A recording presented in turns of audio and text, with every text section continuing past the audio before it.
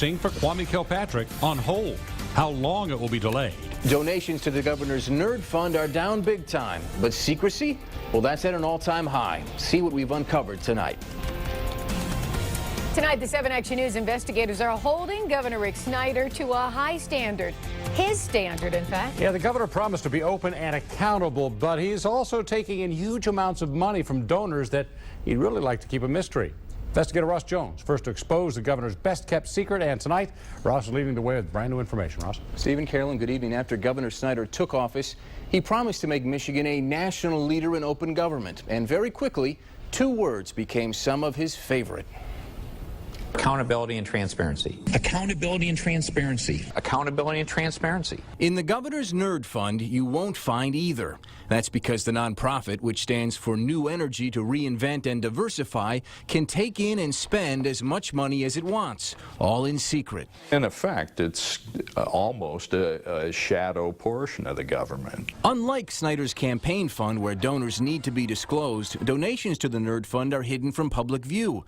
A filing released yesterday shows donations were down big time in 2012, $368,000, almost $1 million less than the year before, but still a lot of money.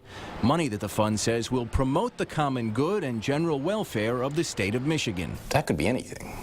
It could be anything, and this is the kind of boilerplate language you see on a lot of different committees of this sort. Expenses are listed in broad categories, and almost no detail is given. More than $67,000 on other, $173,000 on travel, about $100,000 on office expenses. All told, it spent almost $600,000 last year. This is not transparent. There's no accountability to the public, and this is a substantial amount of money. Some of the money raised has gone to Snyder's Ann Arbor home. In 2011, $130,000 went towards installing a new security system. Earlier this year, Snyder appointed emergency manager Kevin Orr to guide the city through a possible bankruptcy. While his salary is paid for by Detroit taxpayers, Orr's spokesman says he believes the Nerd Fund is paying for his stay here at the Book Cadillac Hotel. When we asked Orr who's footing the bill yesterday, he said he didn't know. I don't know. I don't see bills, and I haven't seen a lease. The fund also pays top Snyder consultant Richard Baird, a powerful advisor to the governor with the title of Transformation Manager. His $100,000 consulting fee is paid for by those secret donors. I think that in the end, people who work for a salary work on behalf of the interests of those who pay that salary. For almost a month, we've asked to talk to the governor, but our requests have gone unanswered.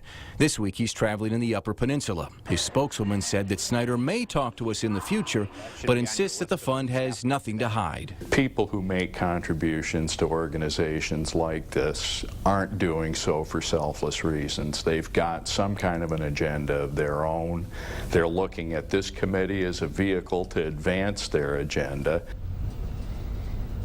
So tonight, we don't know what we don't know about this fund, but hopefully that will be changing soon. On Tuesday, Snyder's spokeswoman Sarah Werfel told me that the Nerd Fund's past structure is being reconsidered. When I asked what that meant exactly, she said the fund may be sharing more information in the future.